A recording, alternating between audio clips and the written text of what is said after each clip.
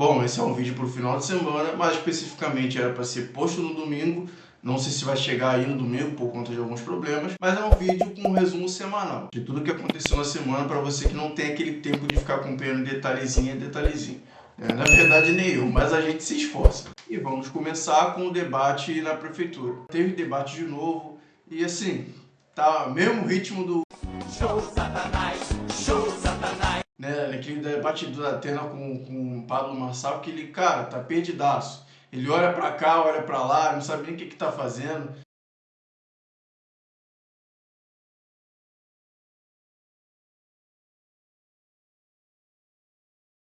Né? Tu vê ele olhando para todos os cantos quando ele tenta argumentar alguma coisa, né? Fala nada com nada. Uma hora fala que tarifa zero de ônibus tarifa zero, né?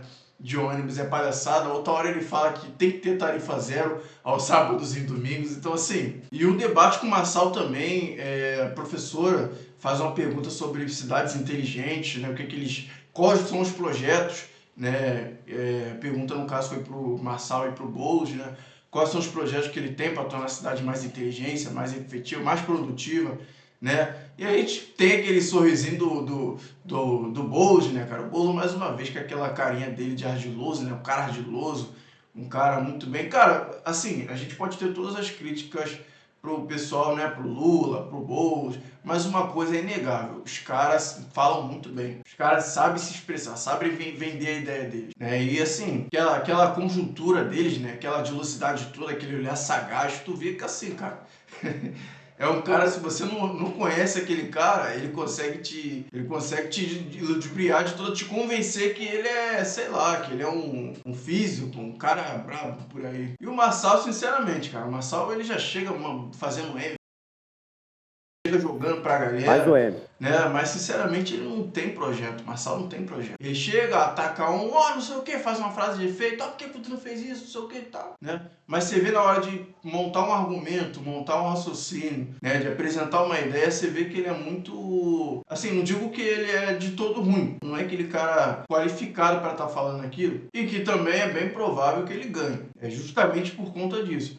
Se olha as últimas eleições que tiveram, né, geralmente quem ganha não é o cara mais qualificado, né, um cara que fala bem, não necessariamente uma coisa tem a ver com a outra, nem sempre o cara que fala melhor é o mais qualificado. Mas você vê que não são esses casos, né, geralmente é o cara que joga pra galera, que fala grosso mesmo, que xinga, que, enfim, né, esse tipo de cara, né, que parece mais com um cidadão normal, né, do dia a dia que está indignado com a política. Aí, meu irmão, o voto é teu. E aí, Marçal chegou falando de teleférico, né, uma coisa que ele tá batendo muito na tecla, né, o teleférico como meio de transporte. Não sei se vai funcionar, não sei se vai adiantar muita coisa, porque um teleférico você não consegue transportar muitas pessoas, né, ele diz que é uma das principais medidas para poder aliviar o trânsito de São Paulo, mas sinceramente, não sei se vai adiantar muita coisa. E aí ele falou do teleférico, o Boulos riu, né, ele virou pro Boulos e falou, tá rindo por quê? Tu também vai andar. Na horizontal.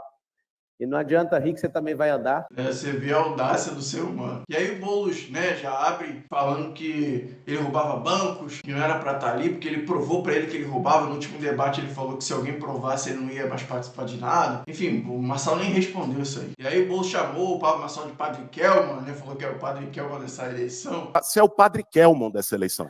É isso que você é. Aí o Marçal tirou a carteira de trabalho do bolso. Aí eu sou o Padre Kelman, vou te exorcizar aqui.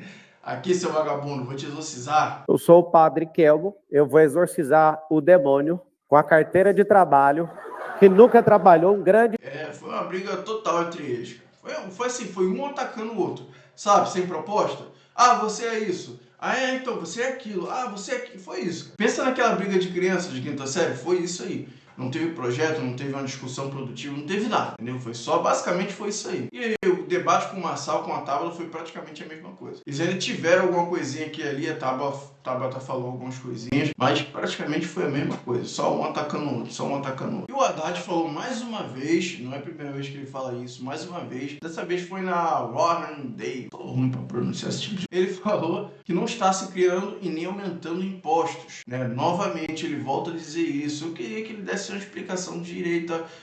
Assim, eu queria que ele parasse 5, 10 minutos na rua, né, numa rua qualquer, né, movimentado, com pessoas comuns, e falasse isso em voz alta, né, pega o microfone e fala, sem segurança, tá? Sem segurança, né? Gente, Não estamos criando impostos e nem aumentando. Gostaria que ele falasse isso para a gente ver o que ia acontecer, né? Que, assim, eu acho que só ele acredita nisso, né? Só ele. Isso me lembra também da semana passada, que ele falou que não se combate a inflação com taxa de juros. Eu acho que o mundo, no geral, não concorda muito com ele, mas tá bom. E o Lula disse que o Haddad está sendo, né, zoado, aqueles memes todos chamaram de taxador, porque ele está taxando os mais ricos, né? Se fosse os mais ricos, estava ótimo, estava maravilhoso. E ele teve a cara de pau de falar, abre aspas. Quando chamam o Haddad de taxador, é porque nós estamos trabalhando na política para fazer taxação dos mais ricos. Estamos propondo no G20, que vai ser novembro aqui no Brasil, para que o mundo tome uma decisão de taxar os 2% mais ricos da humanidade. Quem reclama muito do imposto é rico. Eles não gostam de pagar imposto. Eu desconto imposto de renda de um cidadão que ganha 5 mil. Aí o cidadão que é acionista da Petrobras recebe 1 bilhão de dividendos. E não paga nada, é livre, né? Mas é assim, é um cara de pau sem tamanho, o cara vinha e falou um negócio desse. Tá taxando os mais ricos, o cara taxaram o AliExpress ou o Pichen, né? Que tá querendo taxar os mais ricos da humanidade. Eu não sei como ele acha que ele vai conseguir isso. Diversos países não vão apoiar esse tipo de coisa.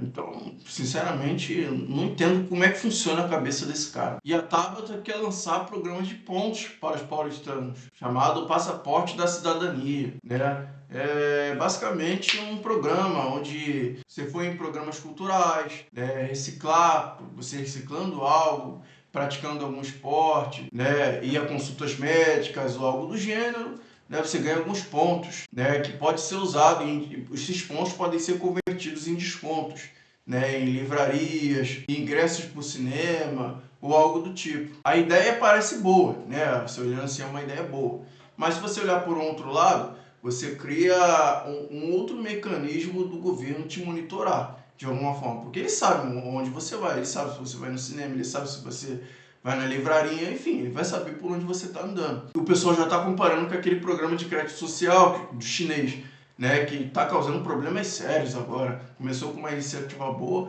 e agora está causando problemas sérios, né? Estão até chegaram a proibir, né, pessoas com pontuação baixa, né, de pegar aviões, de viajar pegando trem e podendo até aplicar multas ou restrições a depender do que você está fazendo aí e eles não gostarem. Então, assim, por um lado é uma ideia boa, mas por um outro lado, principalmente no Brasil, que eles adoram tomar conta de tudo, talvez não seja uma ideia tão boa assim. É uma ideia a ser analisada. E a Folha de São Paulo vazou conversas, mensagem de grupo do Alexandre de Moraes que fazia investigações clandestinas usando mecanismos do TSE, né? Lá tinha juiz auxiliar, tinha assessor, tinha PM, né? Então era um grupo que eles se comunicavam, usavam mecanismos do TSE, mandavam prints, conversas, né, para poder estar investigando determinadas pessoas, principalmente bolsonaristas e opositores, né? Gente que critica o STF, enfim. Eles vasculhavam o que tinha que vasculhar para poder achar algo para usar contra os alvos dele. Tem print, o juiz auxiliar pedindo para poder ver se achava alguma coisa no perfil dele para usar contra ele. Tem a fala do juiz auxiliar de Moraes também, pedindo para poder usar a criatividade, né, na investigação contra a Revista Oeste. Acho que uma investigação ela não tem que ser usada a criatividade.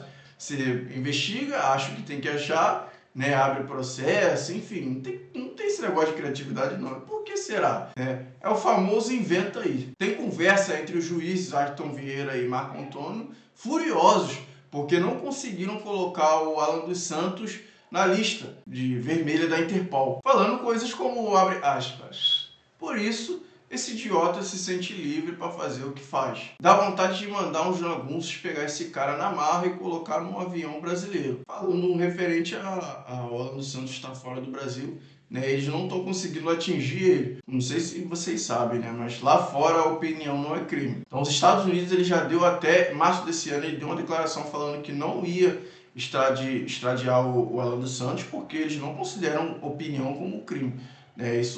Opinião está dentro da liberdade de expressão, independente do que for, né, sobre o que for que você esteja falando. Então nessa aí eles, choraram, sentaram. A Folha de São Paulo falou que tinha mais 6 gigas aí de arquivos, de mensagens, né, conversas, que ela conseguiu. E disse que não conseguiu esses arquivos por meio de hackeamento, algo do tipo. Já tirando o dedo da reta, claro. Xandão disse que foi tudo legal e que isso não preocupa ele ou seu gabinete. E disse que seria, como ele é presidente do TSE, ele tem poder de polícia. E seria esquizofrênico ele se auto-oficiar. A galera acaba matando porque isso já aconteceu, ele já se auto-oficiou. Os outros ministros do STF, como Barroso e Flávio Dino, claro, defenderam o Xandão. O Novo apresentou queixa-crime contra o Alexandre de Moraes na PGR, né, alegando falsidade ideológica e formação de quadrilha, que deve dar em